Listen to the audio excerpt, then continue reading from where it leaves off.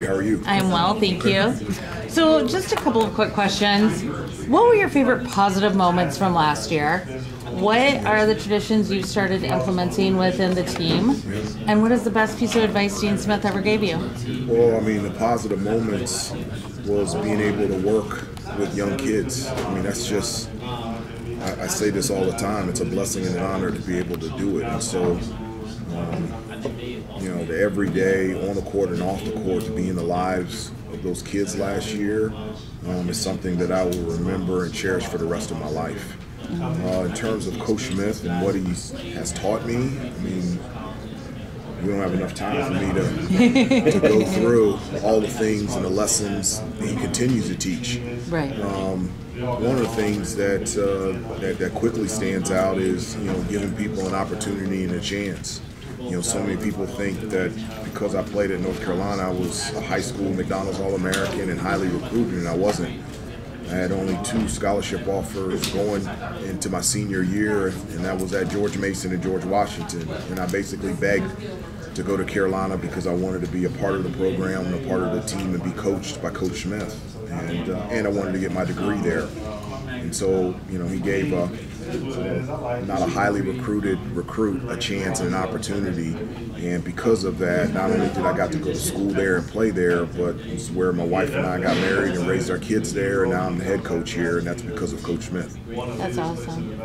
And you have so many veterans, but also a lot of new faces. Yeah. How much do you lean on the veterans to get that group up to speed before the season starts? I do lean on them, but I'm the head coach. It's my job to get everybody on the same page. So you're right. We have 7 new players and 5 transfers and 2 freshmen, and along with 7 returners, and that's what the summer is used for.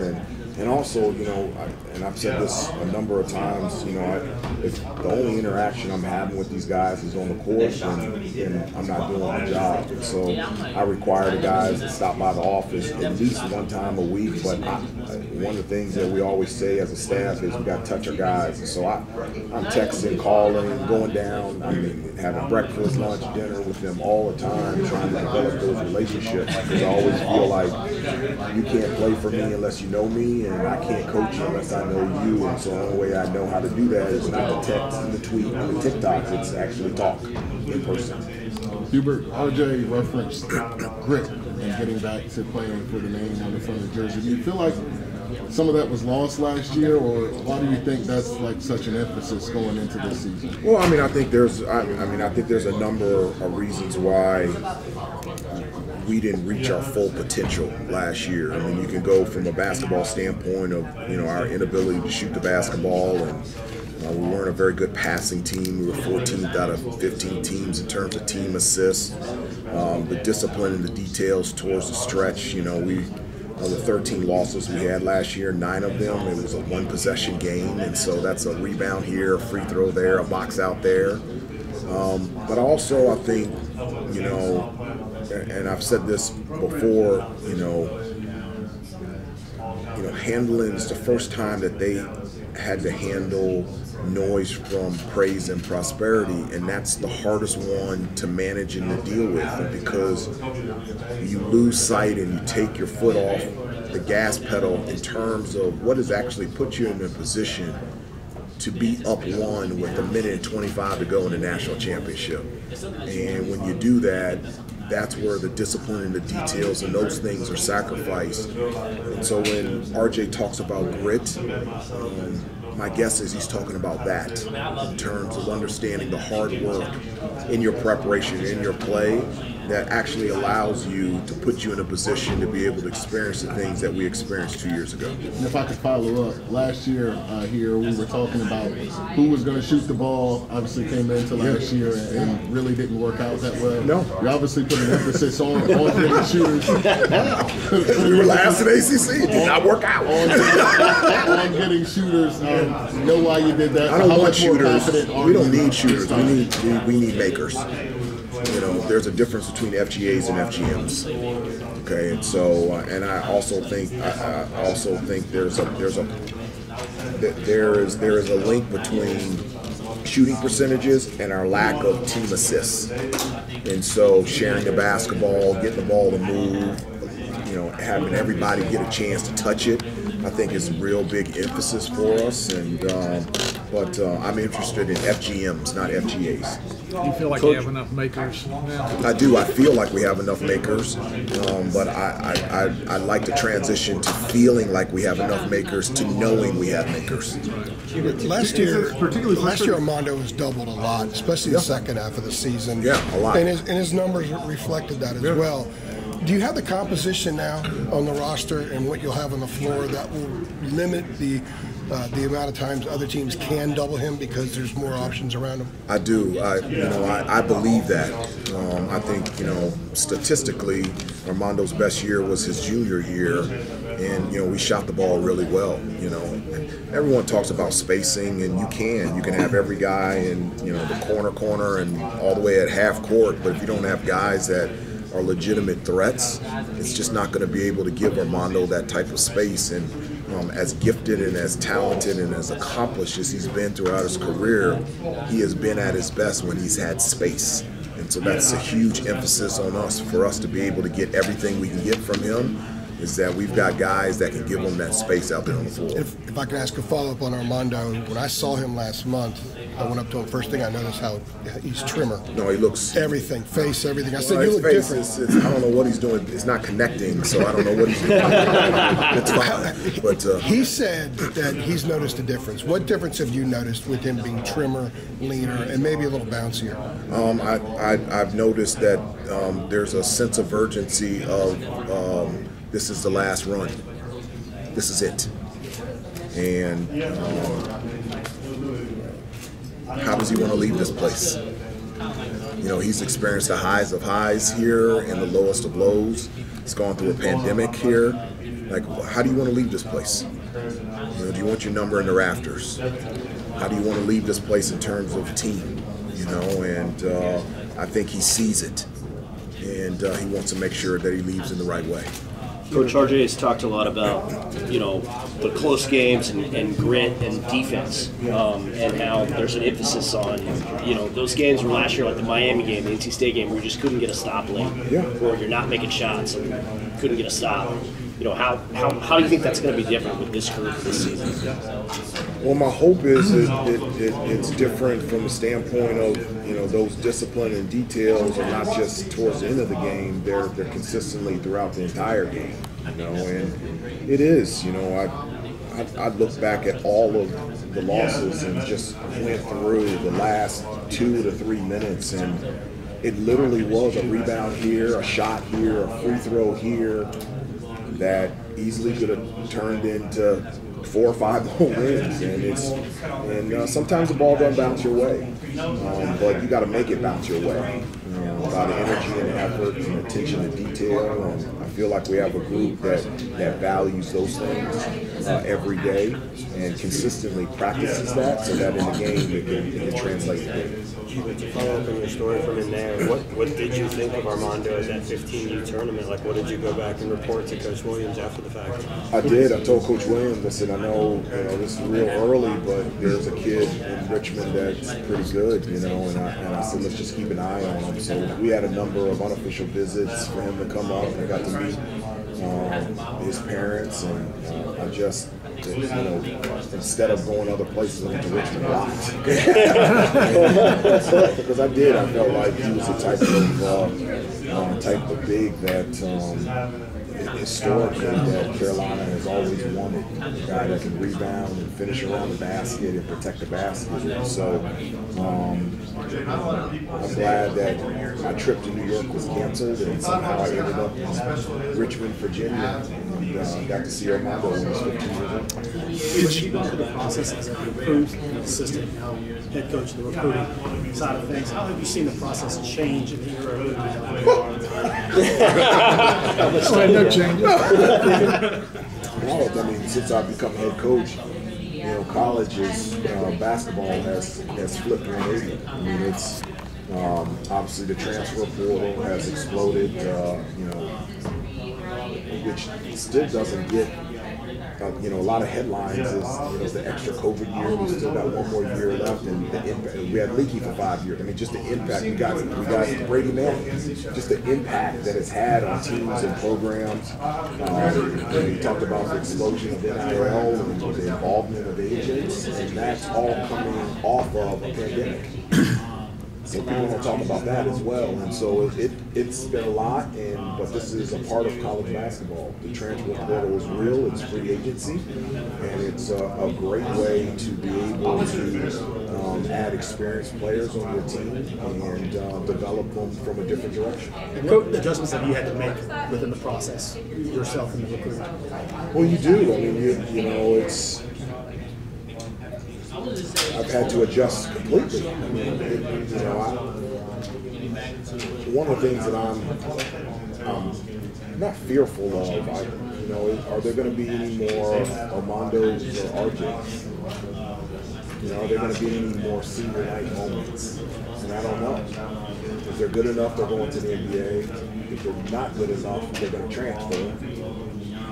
You know, I guess those are special moments to me at Carolina, and I don't want to go away. And so I think you always have to tweak, pivot, alter, and change, and I've had to be able to do that over the last 3 years.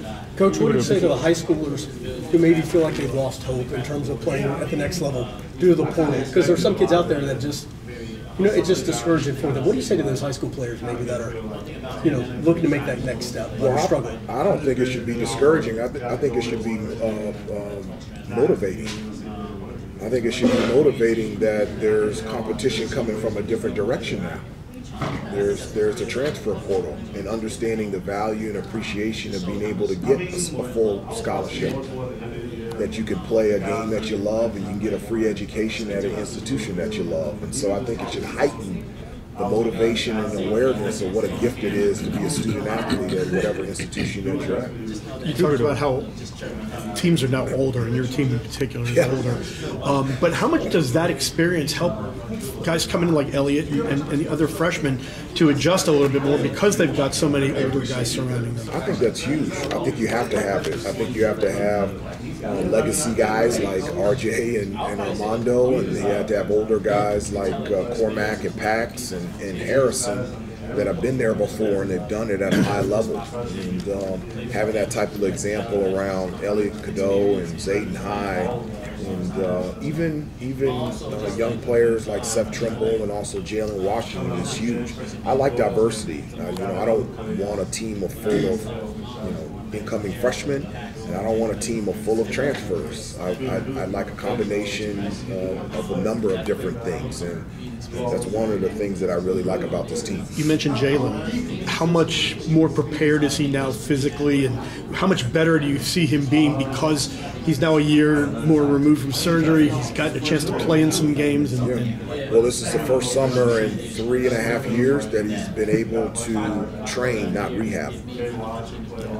That's a huge difference. There's a huge difference between rehabbing and actually individual workouts and training. So this is the first time he's had a chance to do that. And so I'm excited to see his growth out there on the floor. How's Elliott done in terms of learning the system and getting a feel for what you want of him? And does he have a chance to be your starting point? Well, Elliott's been great for us. He's, you know, I'm so thankful that he's with us right now.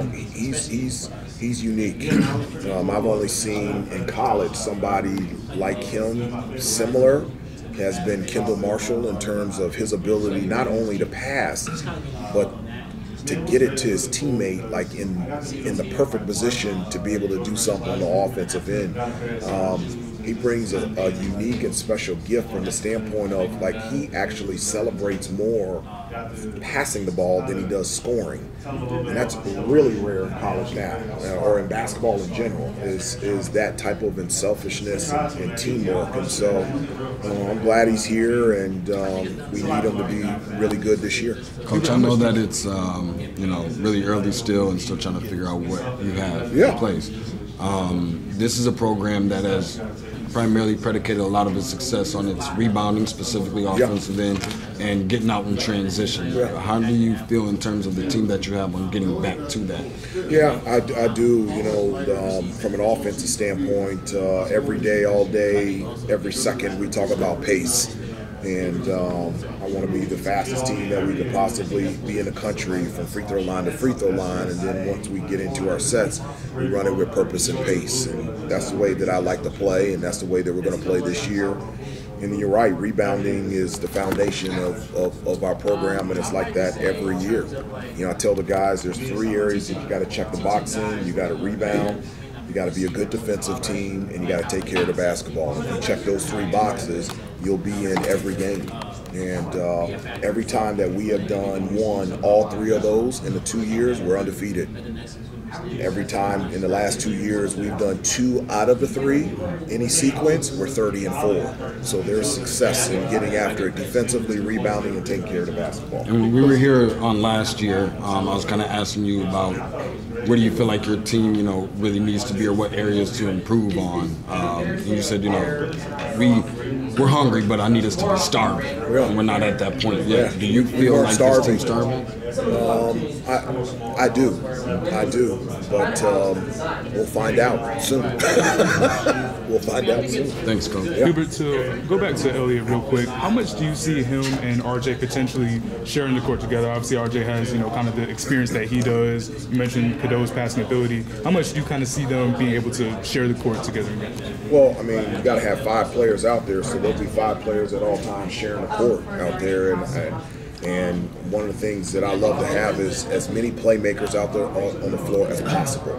I just do. I like guys that can create shots for their teammates within the offense, and when, you know, outside of our offense, when it doesn't generate a good shot for us. So, you know, with RJ and Elliott out there on the floor, with Seth, with Harrison, we've got a number of playmakers that work really well together out there on the floor at the same time. What do you think the key is going to, real quick, just to follow up, what do you think the key is going to be, if at all, for Cadeau to kind of manage the, you know, his shot taking ability? Obviously, we saw it live action, you aggressive with his shot, and also just kind of being the, stepping back and being the facilitator at times. Do you think there's a balance there at all with him?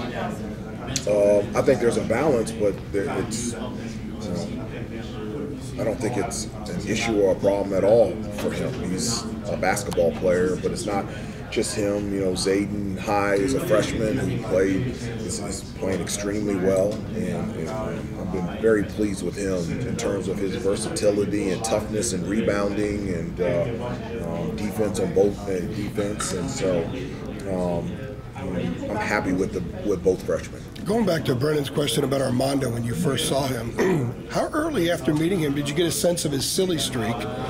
And how from the start? From the start, I imagine so. From the start. And how has it been watching him grow and mature as he has, but also maintain that sense of humor and that personality? Sometimes that stuff gets jaded when guys are in the spotlight like him. No, not him. Armando's been Armando. He's always been that quick wit, you know, sarcastic. You know, a lot of people ask, you know, who's the biggest talker on our team? Vocally, you can hear it's Harrison Ingram. I mean, him and Zayden, they can talk, but probably number 1 is Armando. It's just that behind-the-scenes, sly, sarcastic personality, which I love. But I think the growth for him has really grown from last year to this year. It's probably him making people laugh right now. When he can hold a crowd, I want him to hold a crowd on the floor. That's what I want him to do. I want this to be his best year. When it comes to Armando, though, as the player, he told us over there at the other table that one of his goals this year